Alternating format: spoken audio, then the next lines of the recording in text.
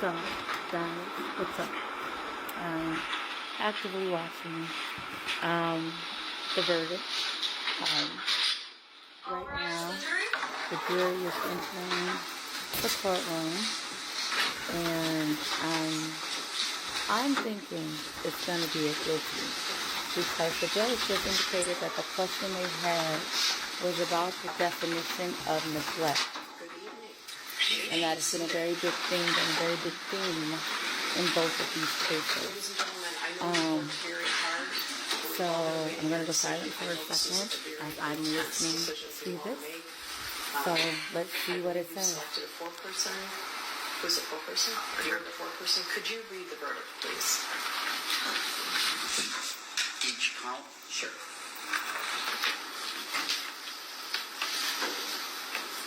Count 1, involuntary manslaughter as to Madison Baldwin. Guilty of involuntary manslaughter as to Madison Baldwin. Count 2, involuntary manslaughter as to Tate Meir. Guilty of involuntary manslaughter as to Tate Meir. Count 3, involuntary manslaughter as to Hannah St. Juliana. Guilty of involuntary manslaughter as to Hannah St. Juliana. Count 4, involuntary manslaughter as to Justin Schilling. Guilty of involuntary manslaughter as to Justin Schilling. Thank you, foreperson. I'm going to ask Ms. Williams to poll the jury. So she's going to ask you each. Jury in seat number 1, was that and is that your verdict? Yes. Jury in seat number 2, was that and is that your verdict? Yes. Jury in seat number 3, was that and is that your verdict? Yes. Jury in seat number 4, was that and is that your verdict? Yes. Jury in seat number 6, was that and is that your verdict? Yes. Jury in seat number 7, was that and is that your verdict? It is. Jury in seat number 8, was that and is that your verdict? It is. Jury in seat number 9, was that and is that your verdict? It is.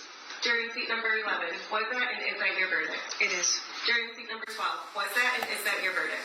Yes, it is. Jury in seat number 13, was that and is that your verdict? It is. Jury in seat number 14, was that and is that your verdict? It is. Thank you, ladies and gentlemen. I know how hard this has been on all of you just by reading your face. I know this has been a very hard decision, and we appreciate your time. I'm going to ask you to return to the jury room, and I'll be there with you in a few minutes, all right? All rise for the jury. So guys, again, y'all know I ain't been on TikTok that long. I'm not sure if you heard the video as I was listening to it, but they did in fact come back guilty on all 4 counts against James Crumbley for involuntary manslaughter. And I'm not surprised. And I'm also not surprised, particularly given the question that the jury asked. And I think the reason that they did not do that in public view is because they did not want to give any perception as to which way the jury was possibly going.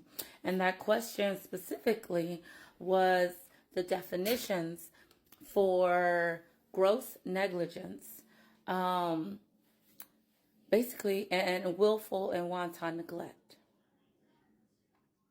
That right there signifies that they believed that the Crumbleys were neglectful. And that is the basis for this verdict. And considering the way the case was played out this time, by the way this trial played out, and the way the prosecution went about their presentation of the case. Yes, Whoopi? Can I have a little Pepsi?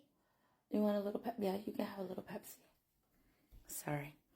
And the way that the prosecution displayed the evidence and presented it in this case, as I've said before, I think it was a much better job in explaining and defining the neglect aspect and the neglectful acts in this particular case.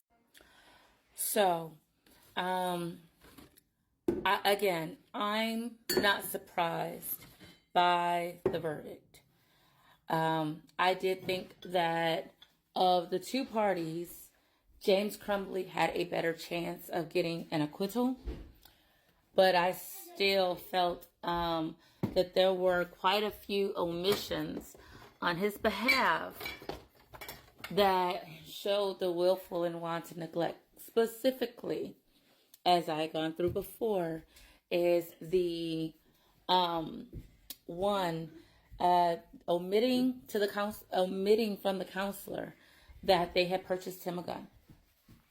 2, omitting to the counselor that he admitted he was having some difficulties, and that he was having specifically some mental health difficulties. 3, admitting that he had indicated that he needed help. He needed a doctor. He wanted to see a doctor, which is specifically what the counselors wanted him to do. They wanted the parents to do, and they did not do that. And I think another compelling issue here is the time frame between when he got home and looked for the gun and the time that he called the police. And also, I think it shows reasonable foreseeability based upon the fact that after having this meeting with the counselor, even though you did not go directly home and check on this gun, once you heard that there was an active shooter, you went home and checked on your gun. That says that you had reason to believe that your son was the shooter. You could have reasonably foreseen that your son was the shooter.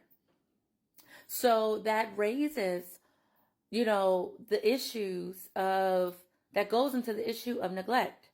And I think that that's the problem there. That is what got him convicted. I think. Oh, my lipstick is all over the place right now. But I think that is what got him convicted. Those omissions and his actions on that day, I really think is what got him convicted.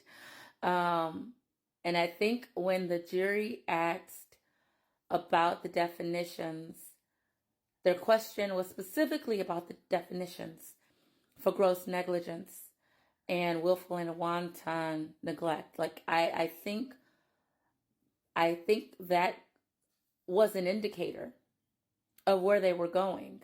And I think the reason that the court did not have that question read out loud is because they didn't want to give any false hope for a conviction for the family, false perception within the media or to anyone else, or to give any kind of idea as to which way this was going. But if I was James Crumbley's attorney with that question, I would have told him then that his likelihood of conviction was high.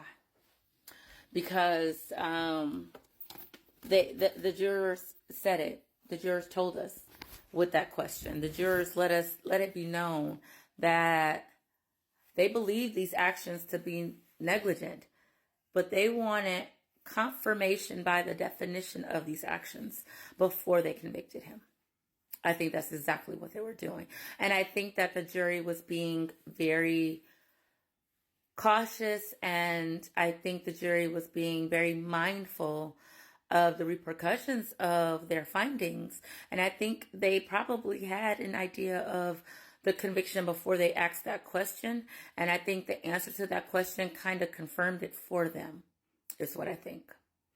So now it's time for sentencing.